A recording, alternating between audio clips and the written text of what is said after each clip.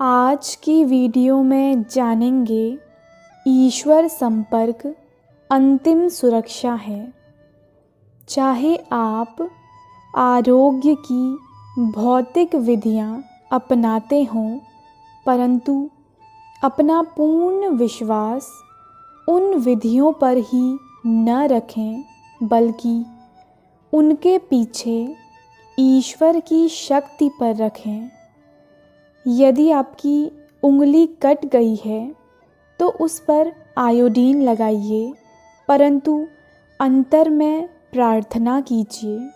प्रभु औषधि पर निर्भर न रहने में, बल्कि केवल मन की शक्ति पर भरोसा करने में मेरी सहायता करें। आपको मन की उस अवस्था को प्राप्त करना नहीं सिखाया गया है। यह मन की शक्ति का उपयोग करने और ध्यान के द्वारा मन का ईश्वर के साथ संपर्क करने से आता है। इस प्रकार पदार्थों और भौतिक उपचारों को नकारने का प्रयास करने से पहले आपको मन पर पूर्ण नियंत्रण कर लेना चाहिए। तब तक शरीर की सहायता के लिए सामान्य बुद्धि का उपयोग करना उचित है। जब आप विष पीकर उससे अप्रभावित रह सकते हैं, तब आप भौतिक पदार्थों को उचित रूप से नकार सकते हैं और कह सकते हैं कि मन ही सब कुछ है। पहले आपको चेतना के उस स्तर तक पहुंचना चाहिए।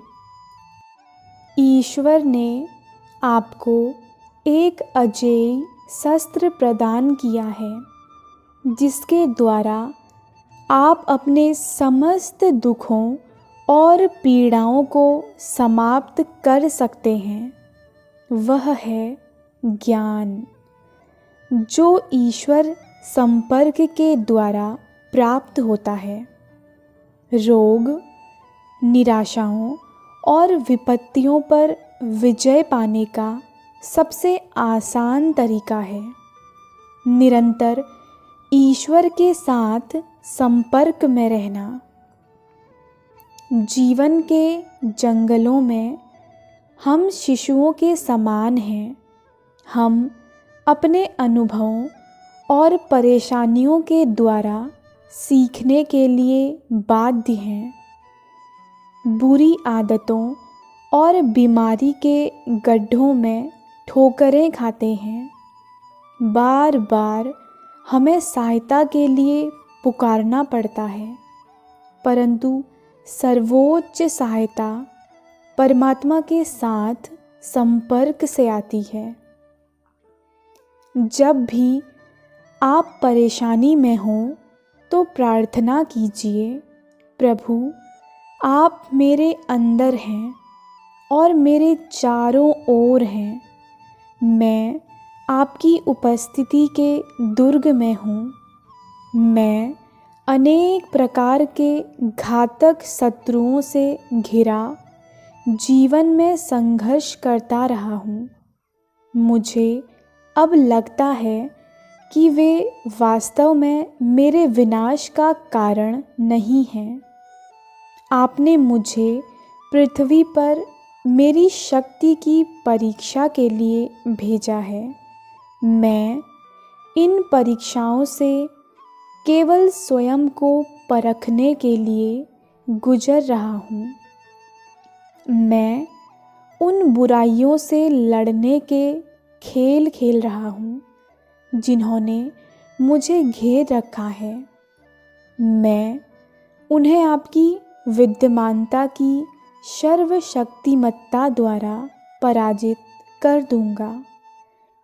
और जब मैं जीवन के साहसिक कार्य में सफल हो जाऊंगा तो मैं कहूँगा, प्रभु साहसी बनना और युद्ध करना कठिन था, परंतु जितना बड़ा मेरा आतंक था, उतनी बड़ी शक्ति मेरे भीतर थी जिसे आपने प्रदान किया था, जिसके द्वारा मैंने विजय प्राप्त की और अनुभव किया कि मैं आपके प्रतिबिंब में बना हूँ। आप इस सृष्टि के राजा हैं और मैं आपकी संतान, सृष्टि का राजकुमार हूँ। मुझे किस बात का भय है? जैसे ही आप सोचते हैं कि आपने एक मानव के रूप में जन्म लिया है, आपको प्रत्येक वस्तु से भय लगने लगता है। बचने का कोई रास्ता नहीं दिखाई देता। चाहे आप कितनी भी सावधानियां क्यों न बरतें, सदा कहीं न कहीं कोई गलती हो जाती है। आपकी सुरक्षा केवल ईश्वर में है। चाहे आप अफ्रीका के जंगल में हों या युद्ध के मैदान में, अथवा रोग और गरीबी के सिकंजे में फंसे हों, ईश्वर से केवल इतना कहें और विश्वास करें, मैं आपकी विद्यमानता की कवच युक्त गाड़ी में हूँ और जीवन के युद्ध क्षेत्र के पार जा रहा हूँ। मैं सुरक्षित हूँ। सुरक्षित रहने का कोई और रास्ता नहीं है। सामान्य बुद्धि का उपयोग करें और ईश्वर पर पूर्ण विश्वास रखें। मैं आपको कोई सनकी सलाह नहीं दे रहा हूँ। मैं आपसे हर परिस्थिति में इस सत्य का प्रतिज्ञापन और इसमें विश्वास करने के लिए आग्रह कर रहा हूँ। प्रभु, केवल आप ही मेरी सहायता कर सकते हैं। अनेक लोग बीमारी और बुरी आदतों के ढर्रे में फंस गए हैं और अपने को उससे बाहर नहीं निकाल पाए। यह कदापि न कहें कि आप बच नहीं सकते। आपका दुर्भाग्य केवल कुछ समय के लिए है। एक जीवन की असफलता इस बात का मापदंड नहीं है कि आप एक सफल व्यक्ति हैं अथवा नहीं। विजयी व्यक्ति की प्रवृत्ति निर्भीक होती है। मैं ईश्वर की संतान हूँ। मैं किसी से भयभीत नहीं हो सकता, इसीलिए किसी भी वस्तु से भयभीत न हो। जीवन और मृत्यु आपकी चेतना की केवल अलग अलग प्रक्रियाएं हैं। प्रत्येक वस्तु जिसकी ईश्वर ने रचना की है, हमारे अंदर दबी हुई आत्मा की अमरता को बाहर निकालने में हमारी परीक्षा है। यही जीवन का साहसिक कार्य है। जीवन का एकमात्र उद्देश्य और प्रत्येक व्यक्ति का प्रयास भिन्न है, अद्वितीय है। आपको सामान्य बुद्धि की युक्तियों और ईश्वर में विश्वास के द्वारा स्वास्थ्य, मन और आत्मा की समस्त समस्याओं का सामना करने के लिए तैयार रहना चाहिए और इस बात का ज्ञान रखते हुए कि जीवन अथवा मृत्यु में आपकी आत्मा अजेय रहती है।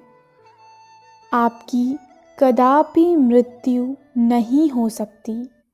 न तो कोई शस्त्र आत्मा को काट सकता है, न अग्नि इसे जला सकती है, न जल इसे गला सकता है और न ही वायु इसे सुखा सकती है।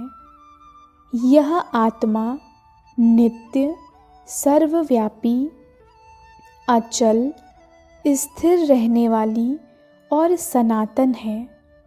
आप शाश्वत रूप से परमात्मा का प्रतिबिंब हैं। क्या यह जान लेना कि मृत्यु हमें नष्ट नहीं कर सकती, हमारे मन को मुक्त नहीं कर देता। जब रोग आता है और शरीर कार्य करना बंद कर देता है, तो आत्मा सोचती है मेरी मृत्यु हो गई है, परंतु ईश्वर आत्मा को झकझोरते हैं और कहते हैं, तुम्हें क्या हो गया है? तुम्हारी मृत्यु नहीं हुई है। क्या तुम अभी भी सोच नहीं रहे हो? एक सैनिक बराबर चल रहा है और एक बम ने उसके शरीर को छिन्न भिन्न कर दिया। उसकी आत्मा चिल्लाती है, ओह, मैं मर गया हूँ प्रभु। और प्रभु कहते हैं, निसंदेह नहीं। क्या तुम मेरे साथ बात नहीं कर रहे हो? मेरे बच्चे, कुछ भी तुम्हें नष्ट नहीं कर सकता। तुम स्वप्न देख रहे हो। तब आत्मा को बोध होता है, यह इतना भयानक नहीं है। यह केवल मेरे भौतिक शरीर होने की भूलोक की अस्थायी चेतना थी, जिसके समाप्त होने से मुझे लगा कि मेरा अंत हो गया है। मैं भूल गया था कि मैं शाश्वत आत्मा हूँ।